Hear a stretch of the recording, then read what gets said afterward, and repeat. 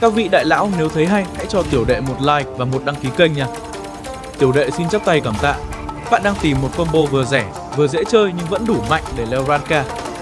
Bạn là người mới bắt đầu, chưa có nhiều vũ khí xịn sò nhưng vẫn muốn gây áp lực lên cả đội hình đối phương. Vậy thì combo Stalker trên Wound 6 chính là lựa chọn hoàn hảo cho bạn.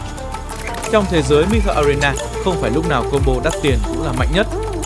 Và trên Wound 6 là minh chứng rõ ràng, khẩu súng máy tưởng chừng tầm thường này lại có thể trở thành cơn ác mộng nếu rơi vào đúng tay, đúng VH.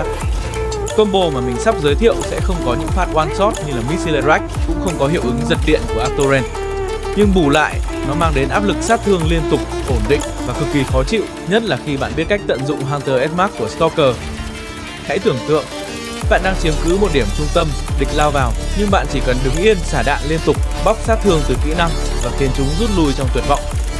Tên Wound 6 có tốc độ bắn cao, không cần ngắm quá chính xác, rất dễ trúng đích. Khi đi kèm với Stalker Mech cơ động, có khả năng tăng sát thương bằng Hunter S-Mark, combo này có thể rỉa máu địch đều đều như máy cắt cỏ. Đừng coi thường combo rẻ tiền này, bởi đôi khi những gì bạn cần không phải là sát thương bùng nổ mà là sự ổn định, khả năng cấu rỉa liên tục và sức ép tâm lý khiến địch không dám ló đầu ra. Bạn là người mới chơi, bạn là free to play đang tìm build mạnh, dễ sử dụng, ít implant, dễ nâng cấp. Đây chính là combo dành cho bạn. Và quan trọng nhất, đây là combo cực kỳ lý tưởng cho các map kiểm soát điểm CPC, các trận 5v5 nhiều góc ẩn nấp. Bạn không cần tốc độ quá cao, chỉ cần chọn góc tốt, bắn liên tục và để kẻ địch tan chảy dưới làn đạn như mưa. Trong video hôm nay, mình sẽ test toàn bộ sức mạnh của Stalker trên Wound 6, chia sẻ cảm nhận, hướng dẫn build implant hiệu quả nhất và gợi ý mẹo di chuyển để phát huy tối đa combo này. Và nếu bạn đang tự hỏi, liệu combo F2P này có thể solo nổi những megat mạnh như Q Hot hay là Ares không? Có nên đầu tư trên Wound 6 nếu mình đang thiếu vũ khí?